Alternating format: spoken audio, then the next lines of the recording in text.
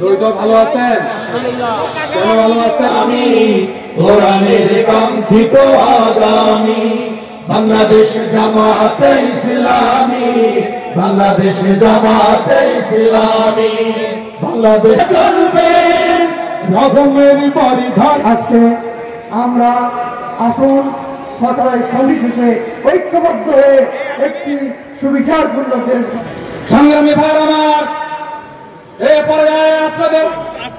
পর্যায়ে আপনাদের সামনে বক্তব্য পেশ করবেন। করেছে আমার জন্য কষ্ট করেছে, এই জন্য আজকে এই চমৎকার নিয়ামতগুলো পেয়ে গেলে সম্মানিত ভাইরা, সেই জান্নাত পাওয়ার আশায় আমরা কষ্ট করছি। মাগুরা জেলা থেকে শুরু করে এই মাগুরা সংগঠনে আমরা শহীদদের আত্মাকে কথা দিচ্ছি, আল্লাহ তাআলাকে কথা দিচ্ছি, শহীদদের বেঁচে থাকা আপনজনকে কথা দিচ্ছি, আহত বন্ধু ভাই বোনদেরকে কথা দিচ্ছি, তোমাদের স্বপ্নে সেই সাম্যের বাংলাদেশ করার জন্য আমরা অঙ্গীকারবদ্ধ। এতে যদি আরো বছর লাগে অপেক্ষা করতে রাজি আছে, কিন্তু লড়াই ছেড়ে দেব না। এই লড়াই আমাদের অব্যাহত থাকবে।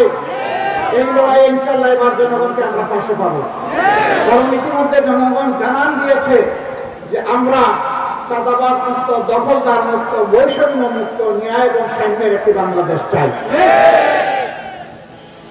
আমরা আপনাদেরকে কথা দিচ্ছি, অতীতে আমরা চাঁদাবাজি করি না, এখন আমরা করছি না, ভবিষ্যতে ইনশাআল্লাহ করবো না। নিজেরা যখন চাঁদাবাজি করবো না, যদি আল্লাহ তাআলা আমাদেরকে এই দেশ পরিচালনার সুযোগ দেন, কাউকে চাঁদাবাজি করতে দেব না।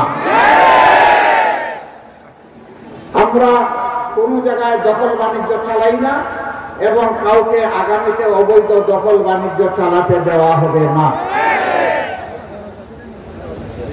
আমরা মানুষকে ভিন্ন চোখে দেখি না।